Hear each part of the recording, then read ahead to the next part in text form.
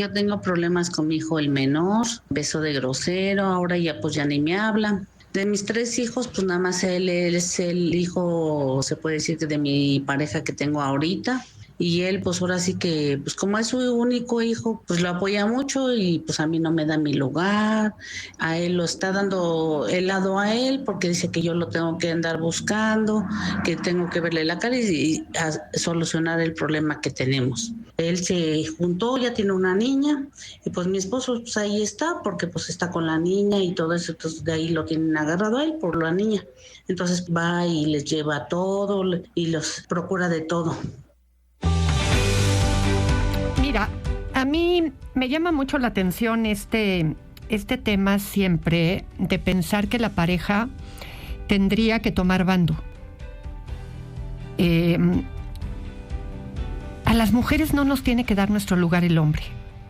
Nos los tenemos que dar nosotras. ¿Por qué te tiene que dar tu lugar tu esposo? Si tú tienes un problema con tu hijo, que entiendo que ya es un hombre mayor, porque pues si ya hasta se juntó con la pareja y vive con ella, quiere decir que tienes un hijo que, si no, a lo mejor un adulto como tal, por lo menos ya lo suficientemente grande para estar con una pareja y tener una hija. Entonces, creo que no necesitas que tu esposo haga nada para tratar de reconciliarte con el hijo. Si tú tienes un problema con tu hijo, sé clara con tu hijo, habla con él y establécele claramente cómo y de qué manera tiene que ser cuidadoso y respetuoso contigo. Ahora, tener un problema con tu hijo no hace que te tengas que distanciar de tu nieta ni de tu nuera. Puedes estar seria, fría con tu hijo porque la forma en la que te tratan no es la que te gusta, pero eso no quiere decir que no puedas tener una relación con tu nieta de una manera apropiada y adecuada. Normalmente cuando hay una relación de toda la vida con un hijo, uno tiene también que ponerse a pensar qué fue lo que no hizo uno en términos de límites, de reglas, para que un hijo pueda haber generado un estilo de interacción irrespetuoso a lo largo del tiempo, que pueda haber dado lugar a una situación que se descompuso de la manera en la que hoy las cosas ya están. ¿Y cómo marcar un antes y un después? Hablar de una manera razonable con un hijo, apropiada, y arreglar las cosas. No es un tema de quién viene primero y quién busca a quién. Y tu esposo no se tendría que poner entre la espada y la pared. ¿Qué problemática dio lugar a esto y cómo lo vas a arreglar? Porque a veces queremos que el esposo arregle problemas que nosotros en lo personal tuvimos con un hijo, y si ese hijo ya no vive en la casa, creo que en alguna medida lo único que podría haber es: puedo, como pareja, no estar de acuerdo con la manera en la que tratas a tu mamá y decírselo, pero el problema es de ustedes dos. ¿Y qué? ¿Qué es lo que sucedió? Porque depende del tipo de problema y cómo lo solucionamos. Pero a veces las mujeres nos ponemos en una circunstancia en donde, ¿cómo te tendría que dar tu lugar tu esposo? ¿De qué manera? ¿Mete a tu hijo a tu casa a pesar de que tú no quieres que esté ahí? ¿O lo que está haciendo tu esposo es que, dada la problemática que hay entre tú y tu hijo, no lo trae a tu casa? Y entonces él va y lo visita en su casa porque sabe que él no puede venir a tu casa por el problema que tienes con él. Y entonces esa sería una manera respetable de cuidar la relación que tiene contigo. Entonces, ¿qué es lo que estamos esperando a veces? Porque las relaciones son de dos, no necesariamente de triángulo. No conozco los detalles de lo que se generó, pero piénsalo y ve cómo se tendrían que dar. ¿Tú también fuiste respetuosa con tu hijo o tú también le faltaste al respeto? Porque la relación es de ida y de regreso. Entonces, hay que cuidar y hay que ver qué es lo que estamos esperando y cómo. ¿El conflicto es de largo tiempo o es reciente? ¿Es un conflicto a raíz de lo que tú piensas de su esposa, de su ahora pareja? ¿Cómo se dieron las cosas? Hay que revisar todo el contexto antes de pensar cómo y de qué manera tenemos que movernos. Como les decía al inicio del programa, hoy es el Día Internacional del Síndrome de Asperger. Este síndrome es parte del espectro autista, solo que lleva un nombre en particular porque fue un síndrome descubierto por un pediatra vienés que se llamaba porque ya falleció, Hans Asperger, justo era su apellido, y descubrió que dentro de todo el espectro autista había un tipo en particular que tenía características muy específicas y que lo hacía distinguirse del resto del espectro autista, que solamente variaba en, digamos, la severidad de los síntomas. Y este tipo en particular compartía, evidentemente, síntomas con el síndrome autista, pero tenía unas características que lo hacían sobresalir en alguna medida. Y por lo tanto, al estudiarlo y al hacerlo notar entre el medio médico, pues logró que se le pusiera un nombre en particular. Y pues le pusieron el apellido de él. Los síntomas que estos chicos presentan son una dificultad para relacionarse con los demás, al igual que los niños con autismo, pero estos en lo particular, valga la redundancia, muestran un interés específico en algunos temas y aunque puede ser que la palabra no sea la precisa, muestran cierta obsesión, y me disculpo por la palabra, pero no encuentro el vocabulario en este momento preciso y suelen tener en estos temas un coeficiente intelectual incluso alto, y llegan a ser sumamente capaces para el desarrollo de esos temas en los que muestran ese interés. Y llegan a ser muy buenos en esas temáticas que ellos llegan a dominar en lo particular.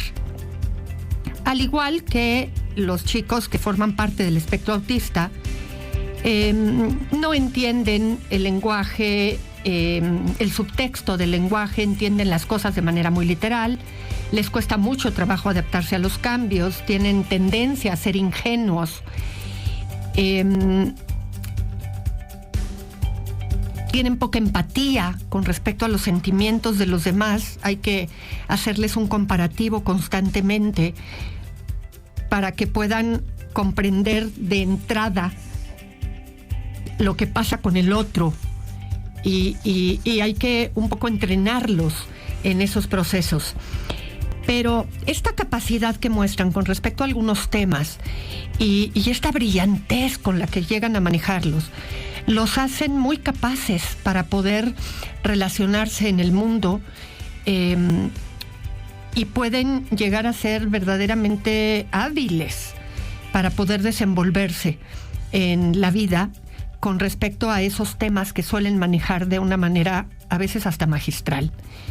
Y hoy es el día en el que se hace una especial sensibilización en el mundo con respecto a estos chicos, para que se vaya creando sensibilidad en todos los demás y podamos hacerles cabida, evidentemente a todos los que forman parte del espectro autista, pero en particular a ellos, porque muchas veces incluso han sido figuras para el mundo del cine, para el mundo del teatro, para el mundo de las series. Los podemos llegar a ver caracterizando series importantes, muy exitosas, en donde podemos estar viendo cómo se vuelven el personaje central de algunas series, porque este mundo en el que se desenvuelven verdaderamente los hace particulares. Y hay que trabajar con nuestros hijos, porque cuando los tienen como compañeros en las escuelas, en lugar de hacerlos que se burlen de ellos, hay que mostrar esta capacidad para incorporarlos dentro de las reuniones, las fiestas, los eventos sociales, y aprender a que los respeten. Así es que al ratito les voy a hablar más un poco de con qué frecuencia se presentan en el mundo allá afuera, ¿no? Y en lugar de verlos como raros, hay que aprender a incorporarlos y a ver sus diferencias como una ganancia dentro de nuestra vida social. ¿Qué pasa con el chiquito de la casa? Siempre se acaba volviendo un problema, y un poco en broma, pero un poco en serio, siempre comento que el chiquito de la casa es un peligro, porque todo le justificamos. No le educo algo porque está chiquito. No corregimos no sé qué porque está chiquito. Préstale a tu hermano no sé qué porque está chiquito. No te enojes si te pegó porque es que está chiquito, todavía no aprende. Cuídame a porque es el chiquito de la casa, y entonces hay que darle, hay que prestarle, hay que tenerle paciencia. Y total que el chiquito de la casa acaba haciendo de todo.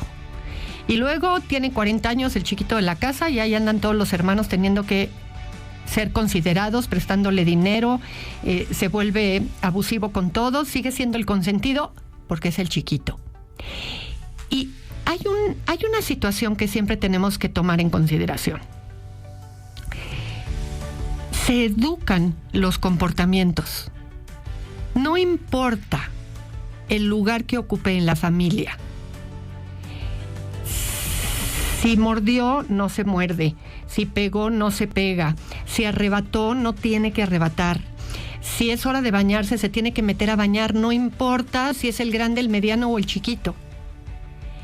El comportamiento es el que corregimos. Y no importa qué lugar ocupa en la familia. Todo comportamiento equivocado es el que tenemos que corregir. Todo comportamiento equivocado es el que tiene que pagar la consecuencia. ¿Qué hijo es el que lo cometió? ¿O por qué lo cometió? No nos importa. Nos va a importar después. Es decir, primero presenta el comportamiento, le pongo la consecuencia y ya después hablamos, le preguntamos por qué lo hizo y explicamos, ok, ante esa situación, aunque tiene lógica por qué lo hizo, entonces le voy a decir, bueno, cuáles hubieran sido las posibles soluciones a eso que pasó, que te hizo actuar de la manera inapropiada. Y entonces voy a explicarle cómo hubiera podido resolver eso de una manera adecuada. Pero de entrada, si lo resolvió de una manera inapropiada, tiene que haber una consecuencia para que sepa que eso no está aprobado en esta familia. Así es que olvídate del lugar que ocupa en la casa. Olvídate de si es niña o niño. Lo que tiene que aprender es que ese comportamiento no es válido para solucionar aquello que le sucedió. Una de las bases importantísimas de la autoridad es que tenga credibilidad. ¿Eres creíble para tus hijos? ¿Tus hijos creen que lo que tú les dices va a pasar? ¿A qué me refiero con esto? Cuando tú les dices, es que si no respetas tal cosa va a pasar tal otra, ¿pasa? ¿La consecuencia que les pones la cumples? ¿O solo les dices consecuencias para asustarlos? pero la verdad es que no lo vas a llevar a cabo. Porque si solamente los estás queriendo asustar, pero en realidad tú sabes que no se las vas a cumplir, entonces, pues ¿de qué sirve? Tus hijos se dan cuenta perfectamente bien que no es cierto. No va a pasar lo que les dijiste. Y lo peor que puede suceder es que tus hijos ya no te crean. Porque si no te creen, pierdes total credibilidad y por lo tanto tus hijos saben que pueden hacer lo que les causa más placer, lo que se les pega la gana, como diríamos en el lenguaje coloquial, y por lo tanto ya no hay manera de que respeten o vean en ti una figura con autoridad. En ese contexto, por supuesto, me vas a decir, es que de verdad mis hijos no hacen caso. No, pues no. ¿Cómo van a hacer caso? Si no tienen una idea clara de ti de figura de respeto. ¿Y cómo lo fuiste labrando a lo largo del tiempo? Entonces, cada vez te vuelves alguien que más amenaza y menos cumple, ¿no? Incluso algunos hijos se vuelven casi descarados. Ay, ajá, mamá, sí, cómo no. Te vuelves, como lo dicen muchos papás en mi consultorio, me volví una burla para mis hijos. Sí, pero es algo que fuiste creando tú. Ganar credibilidad se lleva tiempo, pero así como le dices tú a tu hijo, la confianza la pierdes en 1 minuto. Si me fallas, la confianza de ti en ellos también la perdiste en 1 minuto. Entonces tienes que volver a ganar confianza y para eso tienes que cumplir lo que les dices que va a suceder. Así es que pregúntate, ¿tienes credibilidad a los ojos de tus hijos? Si no, empieza a trabajar en ello. ¿Qué hace tu hijo cuando lloras? Porque fíjense que es muy curioso todo lo que pasa por la cabeza de un pequeñito cuando lloramos y todo lo que hacemos nosotros cuando los niños lloran.